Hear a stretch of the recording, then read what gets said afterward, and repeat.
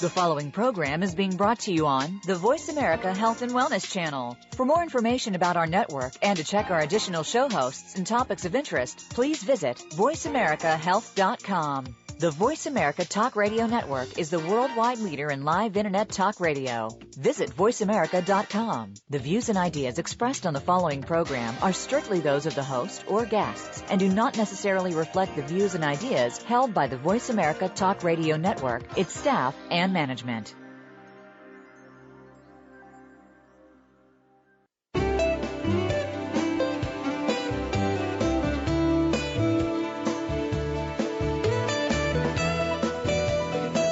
Some people expect solutions to be expensive to be effective. This is not true. Everyone needs somebody who can be supportive and a guide. You'll find the answers you're looking for and the tools to both find answers and offer solutions on the Dr. Melanie Show. Now, here's your host, Dr. Melanie Barton. Welcome to the Dr. Melanie Show on the Health and Wellness Channel of Voice America. What is healing? One definition says to restore one to health or soundness or to cure. But who does the healing? Is it the practitioner, some divine source, or the individual's own body receiving the treatment? Well, that depends upon your belief. Healers can come in many forms. Traditionally, we think of a medical professional as the healer, but that's not the only type. A practitioner may do Reiki, be a medical intuitive, or talk to spirit guides. The person may just help you adjust to a chronic illness that's not going to be alleviated. That's what hospital chaplain Richard Cheu does. Lisa Tarvis uses her hands, her mind, and her intuition to help her clients heal from their mental and physical conditions. Both have much to teach us, and today they will. Let's be receptive students. We're going to talk with Richard Cheu first. So welcome, Richard. Well, thank you, Dr. Melanie. It's a pleasure to be on your show. Well, I'm very glad to have you here because as a chaplain, you get to go places that other people don't get to go and to have privy to conversations that other people are not going to hear about. That's quite correct. And the book you've written, tell us the name of it. The book's name is Living Well with Chronic Illness, a Practical and Spiritual Guide. Yeah, a guide, not a exactly this is how you do it step by step, but no, this is not a how-to book. This is a guide to help the patient, achieve better health. Mm-hmm. Mm-hmm. And what inspired you? What led up to you writing this book? Well, there are two events that in my life that inspired me. One was the death of our first grandchild at age 4 months, and that led me to become an ordained Catholic deacon. Mm-hmm. And the second event is the fact that I became my wife's health care giver. I'm her caregiver, and that began 9 years ago and still continues to today. That's got to be tiring for her and for you. Well, you find inner resources, and that finding those resources and finding solutions to problems is what I've included in the book to help other patients. Mm-hmm. Yes, I agree with that. If you write about your own experiences, it might help somebody else to not have to go down the same path you have gone down. Yes, and as a hospital chaplain, I see about 500 or more patients a year. So I've gathered a lot of experiences where I can help a patient, move forward. Mm-hmm. And a lot of times what the patient will share with you, you would really like them to share with their families, but often they're not ready or they don't want to. Right. Quite often there's a gap for various reasons. Some of them are cultural, some are personal, for whatever. And I can be that bridge between going over that gap to help each other understand the other perspective. Mm-hmm. When my father was in ICU after having had a stroke, and the hospital administrators wanted to put in a feeding tube, and we didn't want that because we knew my dad would not want that. So the chaplain intervened for us. He was able to be the liaison to explain to the doctors from the spiritual aspect, that Dad was ready to die, that he didn't want this done, but he didn't have that written, even though it was in his power of attorney and medical durable power, they said it would be causing him to starve, so they wouldn't let us do it, and they were going to take us to court if we tried to not do it. So the chaplain was extremely helpful. So you do a lot of things. That's a very important story you just told, because so often, because of training, people have a certain view of how things are going to be done, especially in a hospital, an acute hospital where things are done very fast. They've got lots of things to do, and they say, this is it. And they don't really listen to what the patient wants to do. Right. Right. And often the patient in that kind of situation can't tell you, so you've got to rely on those who are your spokespersons, and hopefully they have your best interest at heart. Yes, and hopefully that they've had their talk prepared. So there are things way before. We all need to prepare ourselves, Yes, and because of that experience, I updated my power of attorney. I did have the talk with my children and said, this is what I want, this is what I don't want. So I think it's very important to do that. That's excellent, because then you provide an excellent example for others. So how did all of the things you did prior to being this Catholic deacon prepare you to be this? Well, in my background is medical, because I taught in medical school. I taught nurses and doctors, students. I was an EMT on the street for 12 years. And also being a caregiver for the last 9 years gives me some very practical experience in caring for patients. And I understand from the medical side, you were trained very carefully to move quickly to understand what the patient's situation is and stabilize the patient. But from the perspective of the patient, being a trained deacon, some people don't understand what a Catholic deacon is. A Catholic deacon is ordained like a priest or a bishop, but our mission is to care for all of God's people, regardless of faith or no faith. It's people in need that we respond to. And because of my medical background, it was natural to go toward the chaplaincy.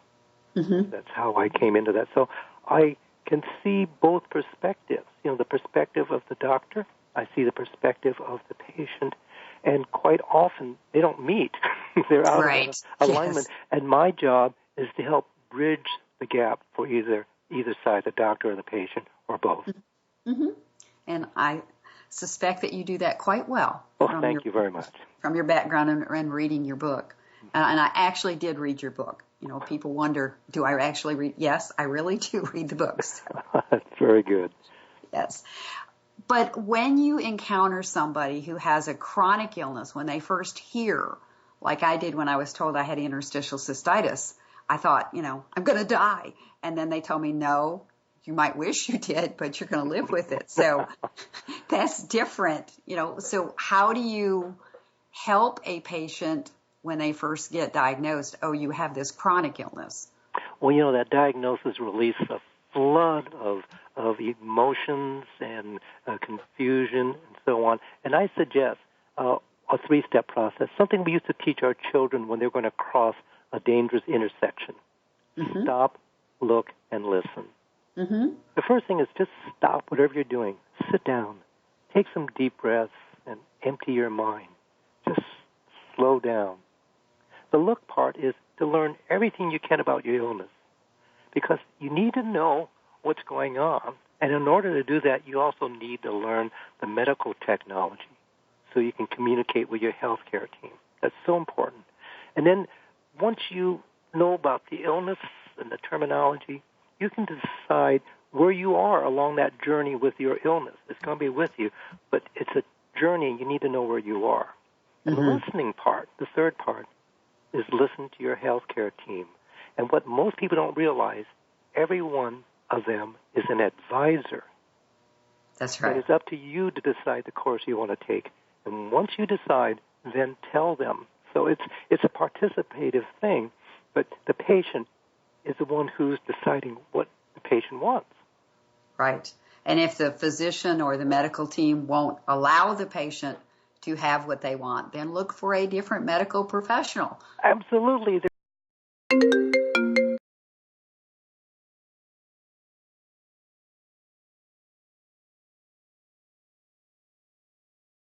They're advisors.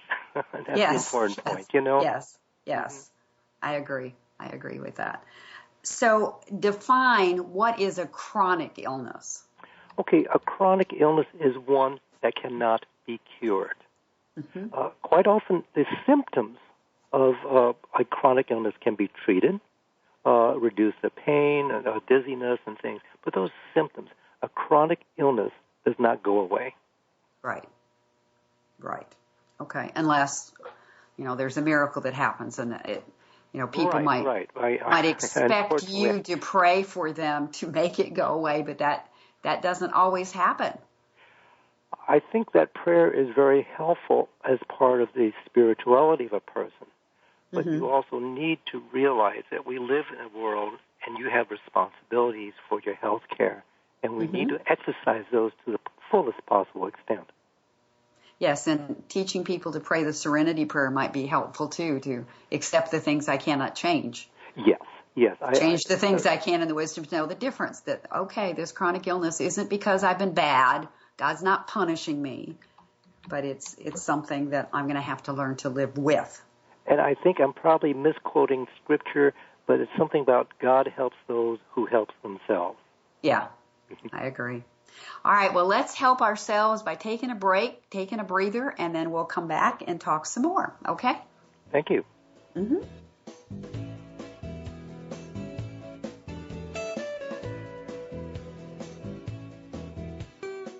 Opinions, options, answers. You're listening to Voice America Health and Wellness.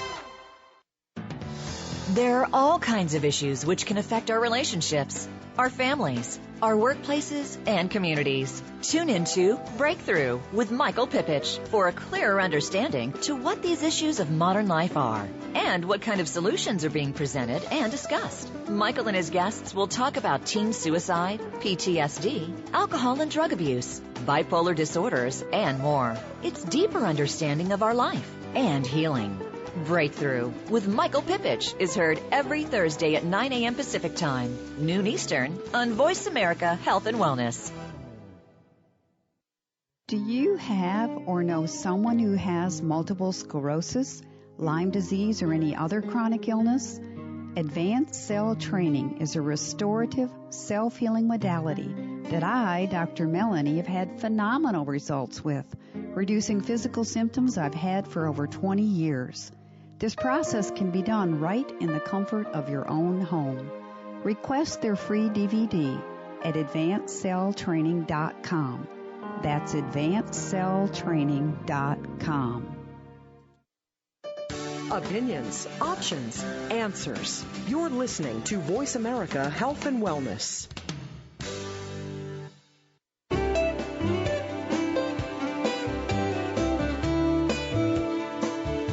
You're listening to the Dr. Melanie Show with your host, Dr. Melanie Barton.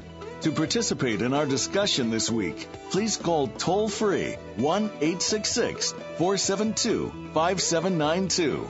That's 1-866-472-5792. Or send an email to drmelaniebarton@gmail.com. Now, back to our program. Welcome back to the Dr. Melanie Show on the Health and Wellness channel of Voice America. We're talking with hospital chaplain Richard Cheu about his work with people who are chronically ill. Let's find out more about how he has helped people and about his book, Living Well with Chronic Illness, a Spiritual and Practical Guide. So, Richard, you say that the purpose of your book is to help the reader achieve a calm mind and a peaceful heart. How can this come about? Well, it comes about by improving both the mental, the physical, and spiritual health. Now you say, how do you do that? Well, to improve mental health, I regard negative emotions as excessive baggage. And if the patient can learn through reading the book how to get rid of these negative emotions, they can improve their mental health. Specifically, I'm talking about grief, anger, despair, fear, and things like that. And that by controlling and getting rid of them, they'll help the mental side. On the physical side, if you adapt healthy habits, it gives you the strength to fight your illness. And then thirdly, live a spiritual life. Those are the three things I recommend. Okay, but when people hear you say spiritual, you said on the break that some people get angry because they think you're talking about religion. So you want to explain the difference? Yeah. The word spirituality, some people associate with religion, and they automatically turn out. Mm-hmm. Spirituality is a way of thinking and living that uses your positive attitudes and behavior, and it results in achieving a meaningful and purposeful life. Now, spirituality is central to most religions, and each religion will define spirituality its own way. But you can be spiritual independent of religion. However, that gives the individual more responsibility because the individual then has to define what is spirituality for his or her own self and then live accordingly. But spirituality can be religious or not religious. Okay. But it's an individual rather than a practice that has a regimen with it that's a ritual. It's more an individual relationship with a divine source? Yes. Here the focus is on the individual. Now, the individual can say, okay, I'm in a certain religion, I'm going to follow their practices regarding spirituality. Mm-hmm. But a person's not bound by that. If a person prefers to be outside of religion, they can still be spiritual. Okay. Well, how does being spiritual help somebody who's chronically ill? You know, given all the wave of negative emotions and things and so many things to do, spirituality does this. It enhances optimism. And optimism helps the patient to look forward and not back. And it increases something that people don't realize, a willingness to forgive yourself and others. And when you do that, it removes anger from your life. Mm-hmm. And then spirituality does something else. It calms fears. And what is the greatest fear that we all have? The fear of death. Mm-hmm. And when we confront that and define ourselves, what is meaningful in our lives, it lifts us up and we can see a purpose and gain meaning in our lives. Okay. That all sounds good. So where could somebody go to learn how to develop their spirituality? Is there something they could read or a website they could go to? Well, I provide guidelines in the book to get them started. Okay. All right. In the book, each chapter has guidelines. Either has worksheets or guidelines. I assume we all are starting from zero. So mm-hmm. each of the topics, I define the topic and to show them how to get moving on that topic. Okay. Mm-hmm. That all sounds good. Thank you. I hope that they will do that. And for me, because I have the bladder disease, there are times the pain comes in waves and you can't think about anything else. You can't brain it away. So sometimes you just have to give in to the pain and just say, you know what? I'm going to go lay down. I'm going to take a bath. I'm going to watch a comedy. I'm going to do something to distract it. Meditate, something. So what do you recommend when people are in pain that's not going to go away? I think all the things you have mentioned are very helpful. You have to find your way of dealing with pain because everyone's an individual. Everyone has a different background. Everyone has different experiences. There are multiple ways, and I think in dealing with pain, the first thing is to calm yourself down and deal with the pain. You confront the pain as opposed to running away from it. In confronting the pain, then you say, okay, what are the issues? And you begin to develop your own strategy for doing it. The book gets you started so you can develop your own strategy. Mm-hmm. So when you suggest that people research things, I would like to put out there that they could go to pubmed.gov to look up research, peer-reviewed articles about whatever their illness is, to not just go on the internet and do a search because you don't know how. Yeah, I think you have to be very careful with the internet. You have to go to reliable sources. I use a professional sources for medical professionals. So when I'm looking for something, but you really want to be sure that you are looking at viable information. If there's a local hospital, they have a library. Mm-hmm. It's a good place and go and say, I really want to do some research, and the librarians are very willing to help anybody who wants to research. You need to be sure you have good information. But there are so many support groups out there, real support groups, cancer, whatever it is, that you can go to If you don't have a computer, go to the library or call them on the phone. But I think you make a very important point, use reliable resources. Mm-hmm. And I also suggest that when you go to visit your medical practitioner, you take somebody with you that can take notes. If you don't have somebody to go with you, ask if you can, there's apps you can put on your phone to record what they say, because you likely won't remember everything they've said. That is so true. When I talk with patients, I always say, if you have a caregiver, bring the caregiver. Bring a friend. Mm-hmm. Two heads are so much better. And write down your questions that you want to ask, and make sure the doctor answers them so that you can write your answers right there. Yes. And I'll often give my questions to the nurse that checks me into the room. I'll say, these are the things I want the doctor to answer for me, so they know in advance that it's going to take a little bit longer to have the visit with me than it normally would. Because, like you said, we have to remember that we're in charge of our own health and that they work for us. Yeah, and I think it's important that patients take responsibility for their own health. That's very important. Mm-hmm. Yeah, because if they don't, then they take on that status of being the victim, and then everything that happens to them rather than them feeling like they have some control over it.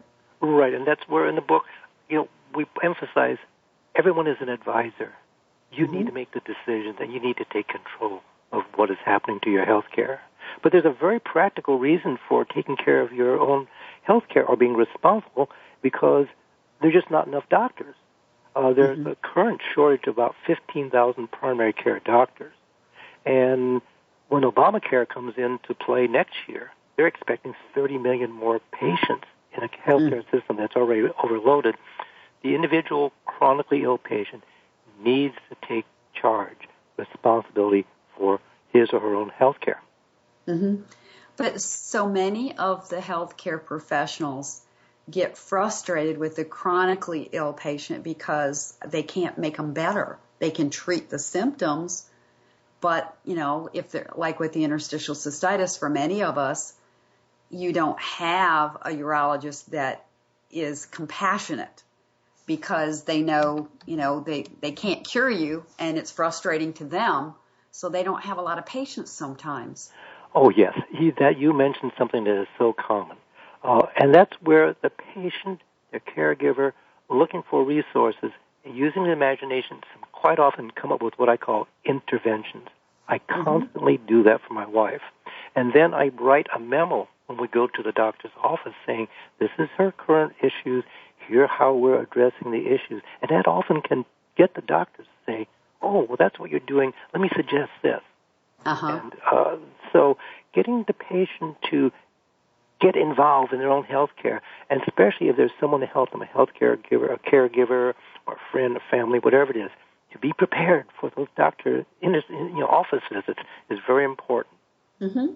Yes, I agree. So what's the most important single factor that chronically ill individuals should be aware of?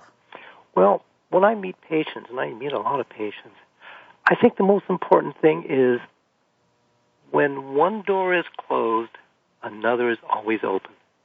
Mm-hmm. But the patient has to have the courage to see that door and go through it. Right. That's the crucial point. Because on the other side of that door are many people willing to help. But that first step through the door has to be the patient. So the patient has to have courage and a desire to get better. Yes, and there are times that it's okay for the patient to say, I'm taking a break from treatment. I just don't want to try anything new right now. Yes, I'm going to eventually do it, but I need a break. Right, and I think that's a decision the patient has actively made, not passively given and someone said, oh, don't do anything. Exactly, yeah. And as long as the patient is actively involved in their own health care, as we point out in our book, my book, then you're always moving forward and looking forward and not back. I agree. So tell them again the name of your book and how they can get it. The name of the book is Living Well with Chronic Illness, a Spiritual and Practical Guide. They can go to our website. The website, all in one word, chroniclivingwell.com. And when the book's released, the book's going to be released on April 2nd. And a couple weeks before that, I believe Amazon and Barnes & Noble start taking pre-orders, and maybe on our site.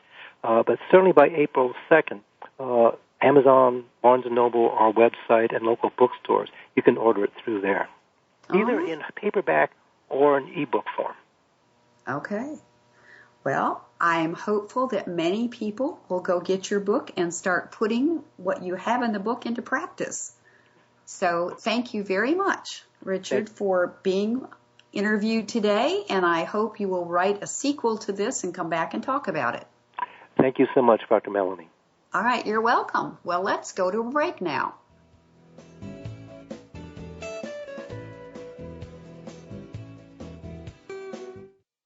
A healthy dialogue for your lifestyle. Voice America Health and Wellness.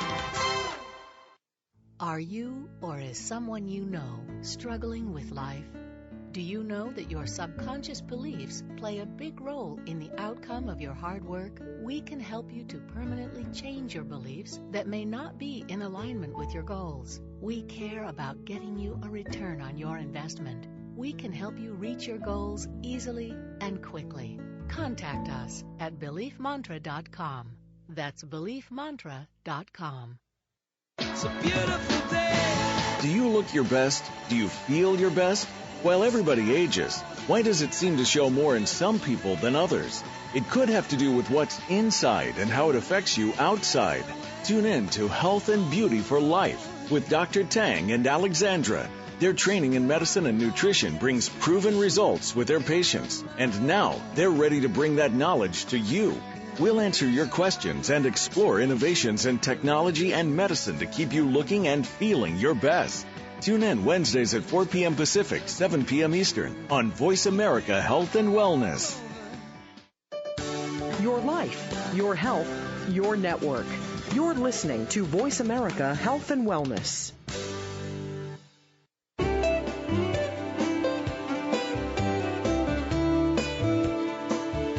You're listening to the Dr. Melanie Show with your host, Dr. Melanie Barton.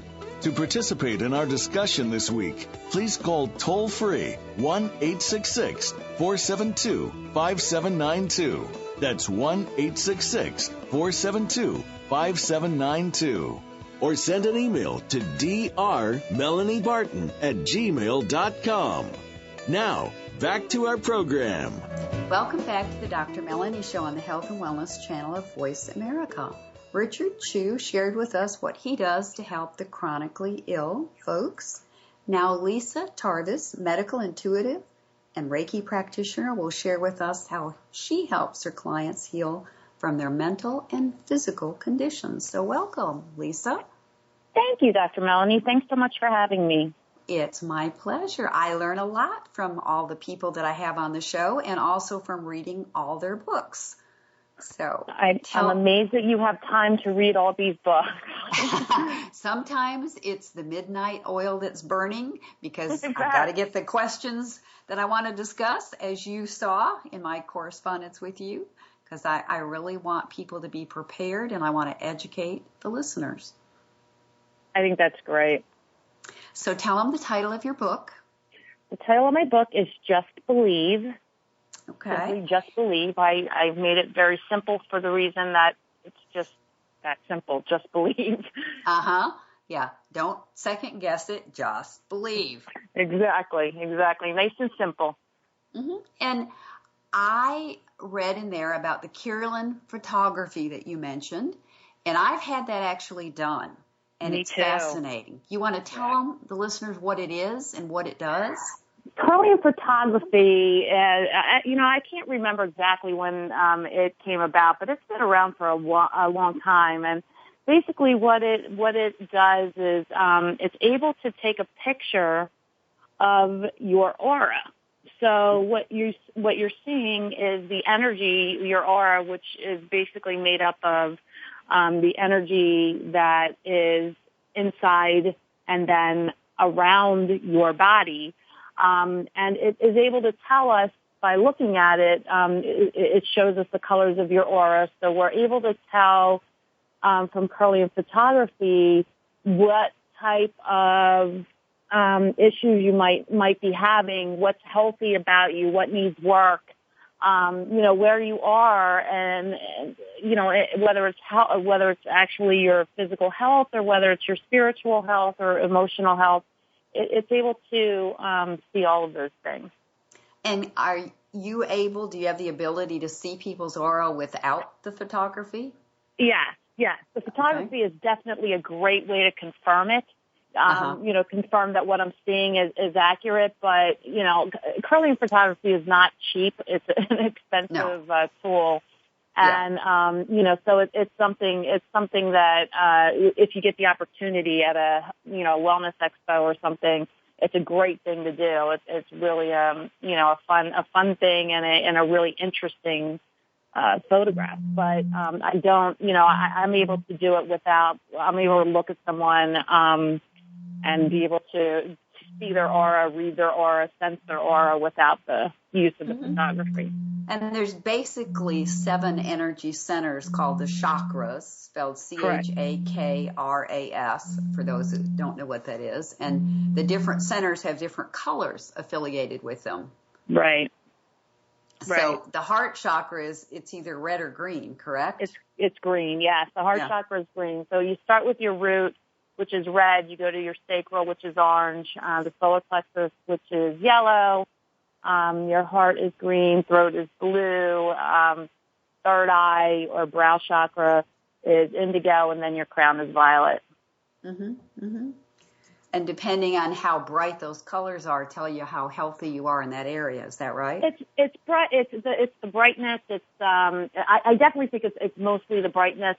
It's the if you see somebody with a lot of violet, that they're very open spiritually, especially if it's a bright violet. Sometimes it's it's there, but it can be it can be a little muddy or a little cloudy looking, and that's something where there's some issues that need work in that area. Are you able to do this over the phone with people, or do they have to be in person to be able to see it, to read it?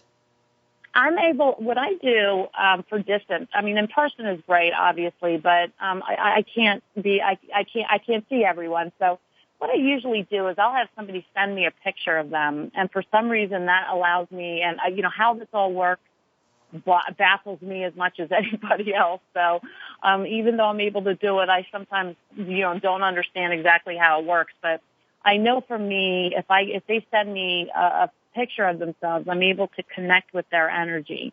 And then it's not through the picture. I'm not necessarily seeing their aura through the picture. I'm seeing their aura in my mind, but the picture is my connection.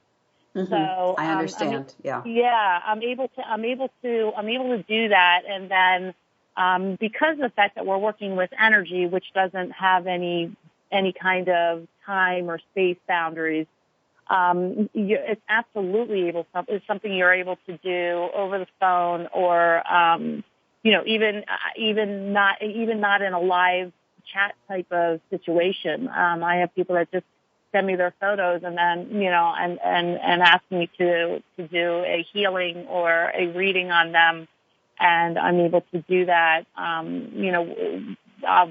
They don't even have to know it's happening at the time. It's my connection to them that's making it happen. Yes. And that's a gift that you've been given to do that. And sometimes it doesn't feel like a gift, does it? Well, when you get to that part's not so, that part's pretty cool. I like that part. There are other aspects that are, can be not, that doesn't feel so much like a gift. And that's when we get into the empathic stuff and, things like that. Reading your book helped me to understand that I do have that ability. I, all these years, thought what I picked up on was just obvious to everybody. I didn't know that it wasn't something that everybody picks up on. So you helped me to understand, that's why I get so exhausted. Right. Yeah. I'm looking around the room in a restaurant going, I wonder if he knows that. That's exactly it. And it can be a very difficult thing to live with. I was the same way when I first discovered that it was something that I had.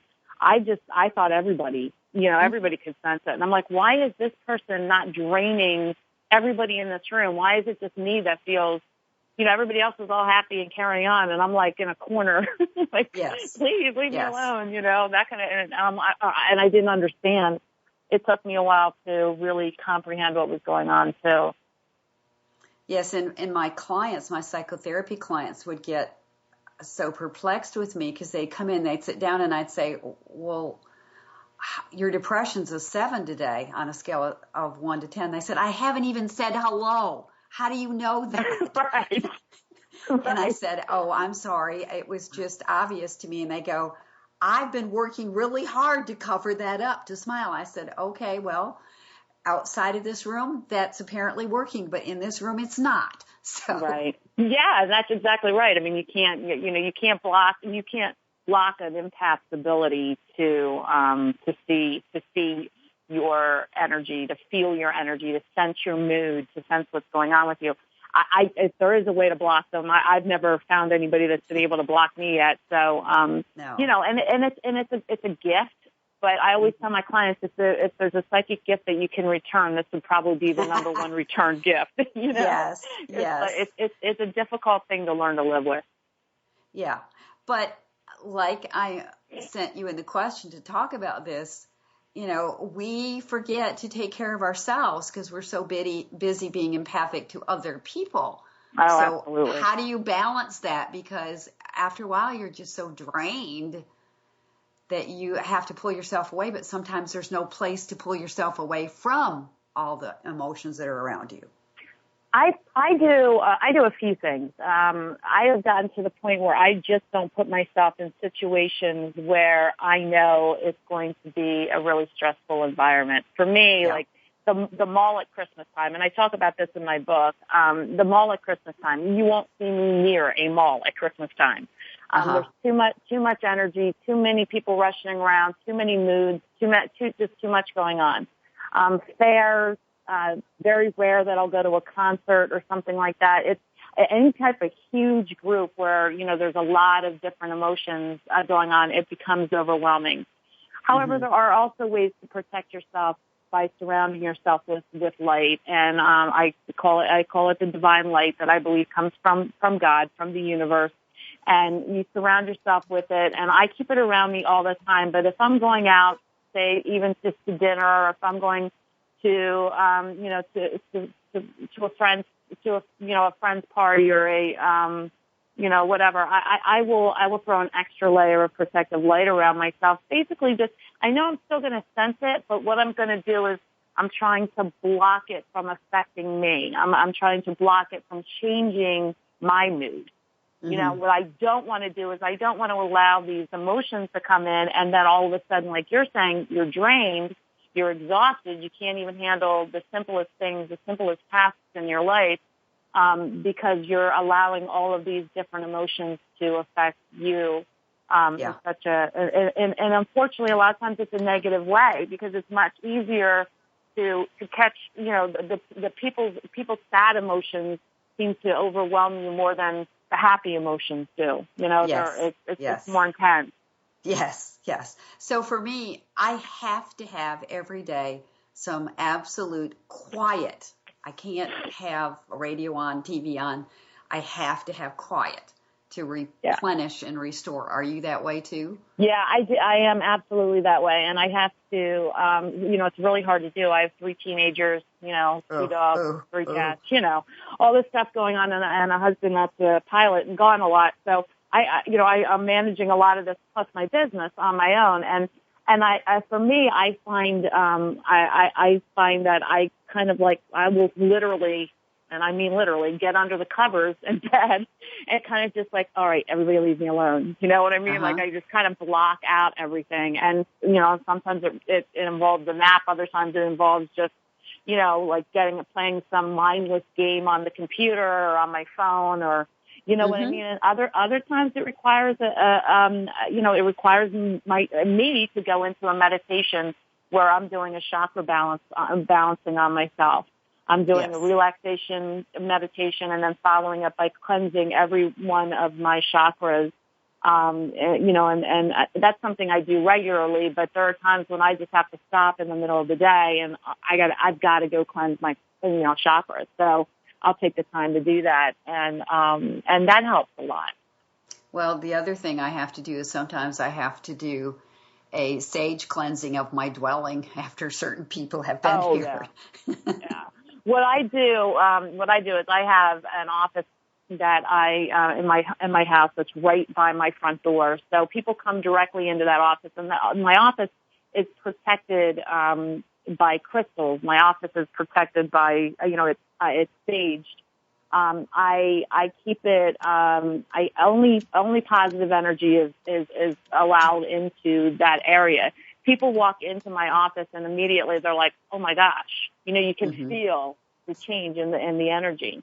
All right. Well, let's hold that thought and take a break. And when we come back, we'll talk more about that energy and the crystals. Okay? Mm-hmm.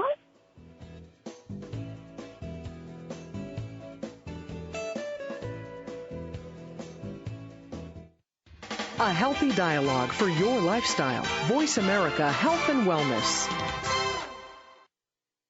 Like 30 million other Americans, I have interstitial cystitis, a chronic inflammatory disease that feels like a bladder infection, or prostatitis for men. Desert Harvest Concentrated Aloe Vera helps.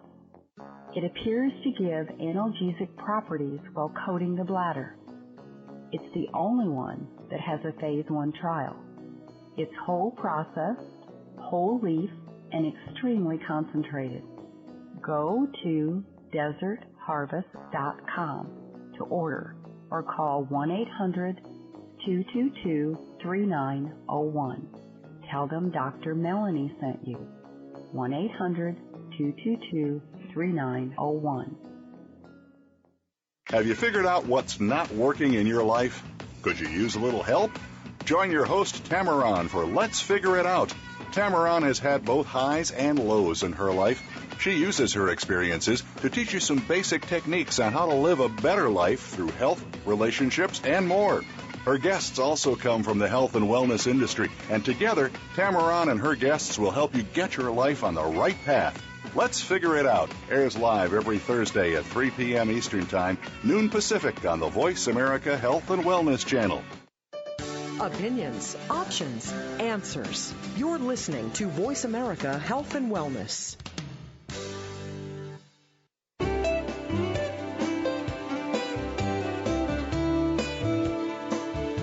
You're listening to the Dr. Melanie Show with your host, Dr. Melanie Barton.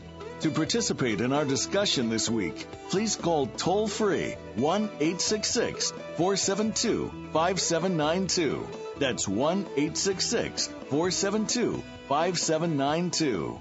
Or send an email to drmelaniebarton@gmail.com. Now, back to our program. Welcome back to the Dr. Melanie Show on the Health and Wellness Channel of Voice America. Medical intuitive and Reiki practitioner Lisa Tarvis is teaching us how she helps her clients using her skills. Don't you wish that she could work with you? Well, she can. She'll tell you how at the end of the show. So, Lisa, let's talk about that office and the energy and the crystals and all that you were mentioning before the break. Absolutely. I like to protect my space, and I do some different things. First of all, I protect my house with violet light that I ask Archangel Michael to surround my house with. It's a nightly ritual for me, something that I do. It's like my way of protecting my children and myself and my husband and just my home from anything bad getting in, whether it's an actual person breaking in, bad some kind of just bad luck, right. I don't know, something bad happening, and or just some sort of bad energy, in general. So I'll throw light around the house. Inside the house, when you talk about somebody coming into your house that might have negative energy, and then your house just kind of has a heavy feeling to it, yes. Or all of a sudden, or you buy a new house and it's a house where it was up for sale because of a divorce. You can go in there and you're like, whoa, you can kind of sense the tension in the house. So there are ways to cleanse it, and I use light a lot. I try to just visualize a powerful cleansing light from the heavens coming in and cleansing the room. I use sage sticks to walk around. You can use a lot of different types of sticks. Sage is the most well-known and easy to come by, but you can take a sage stick, light it, and walk around and just allow the smoke to cleanse the room. While I'm doing that, I'm always praying. I'm always, saying a prayer. I'm asking the universe, asking God asking the angels to come in and remove any kind of negativity out of a room or out of the home, and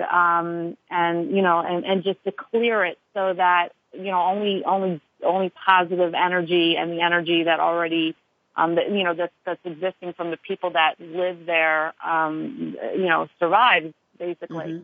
My office also, in every corner of my office, I have a clear quartz and an apophyllite crystal, which I have just surrounding my, every single corner in my office. And I keep those for me, because I do psychic readings, and I have some spirits that come in to me and things like that. I'm trying to keep anything negative out. Sure. Because at that point I'm opening a door, I'm crossing, the veil, and I only want good to come through. I don't want any negative. So I use the crystals as well to help that. Okay. Well, with some of my bipolar clients, they, at the time that they are crossing from one state to the other, they will have that door open, and some of the negative spirits will sometimes come through. So I teach them a technique that was taught to me to protect them, to have the spirits leave them alone. And that is, you take a clear glass and you pour filtered water in it. You put a brisket of charcoal in it, and you put it in the room where you feel a temperature that's cooler. And then around the bed on newspaper, they put table salt. And then they have a crucifix over their bed, and they anoint the head of their bed with blessed oil, and you can, put the sign of the Holy Spirit to bless the oil, and you put that over the doorpost and over the post of the bed, and then you let that water sit there for about 24 hours, and then you take it outdoors and you take it off your property. You don't drain it on your property. You take it someplace, put it in a trash bag, send it to the trash recyclable place, whatever, but you take it off your property. And what people will tell me is the spirits no longer harass them. The temperature in the room is better. The energy is better. They feel better. So they need to understand these spirits are real. Well, and that's actually really interesting, because when you think about some, mental illness and things like that, and what creates it, what causes it, I mean, that's a whole nother story, but that's a really good point, is that where does the mental illness come from? And if it is coming from something outside of them, which it certainly sounds like a lot of times it is, that's an incredible way to deal with that. Is that something you came up with yourself, or? No, believe it or not, I was at a church. I was a staff person at a church. And the church was, shall we say, inhabited with evil spirits. And so I consulted with somebody to tell me what to do. And while I was doing that process, the spirits were harassing me because I was doing the cleansing. And the church became unpossessed, and it flourished after that. And I do those kind of cleansings on churches all over. Wow, I don't advertise it. And when I do it with a group, and we go in and we don't tell the church that we're coming in to do the cleansing, because then the evil is going to try to thwart it. But what you do is you go through each pew and you make the sign of the cross on each place on the pew and over the doorpost. And what will invariably happen is some people will not ever step back forth into the church again. And I tell the priest or the pastor, do not go invite them back. Let them be gone. And then the church usually will flourish after that. That's amazing. Yeah. Evil likes to go in places where it can hinder the good. Absolutely. So you have to block it by, invoking the Spirit of God to come in and protect it, and the angels as well. And I could tell you, but it'd take a long time to go through some of the experiences I've had doing these cleansings, the things that happen. So. Oh, I bet. And as long as I've been doing this, and as much as I've done myself, and as much as, I've worked with other people that have had some incredible experiences, there are still things that absolutely drop my jaw. I'm just like stunned by some of the power and some of the incredible experiences that people have. Mm-hmm. And speaking of experiences with people, you talk about energy vampires. Right. Tell the listeners what an energy vampire is and how you protect yourself. Okay. Energy vampires are basically in all of our lives, unfortunately. They are people who come into our lives.